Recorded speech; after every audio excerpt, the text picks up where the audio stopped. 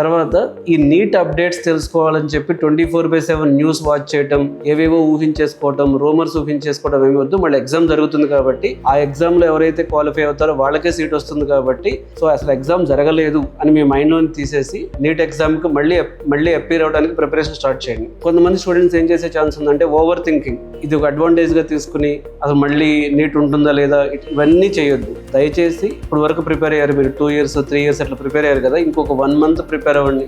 అంటే ఇంక ఇప్పుడు ఆప్షన్ లేదు. సో అన్నెసరీ ఓవర్ థింకింగ్కి వెళ్ళడం ద్వారా ఇన్నాళ్ళు మీ కష్టం కూడా పోయే అవకాశం ఉంది. సో ఇప్పుడు నీట్ ప్రిపరేషన్ క్యాన్సిల్ అయిన తర్వాత మళ్ళీ అటెంప్ట్ వస్తుంది కాబట్టి చాలామంది స్టూడెంట్స్కి ఇది ఒక ఆపర్చునిటీ కూడా.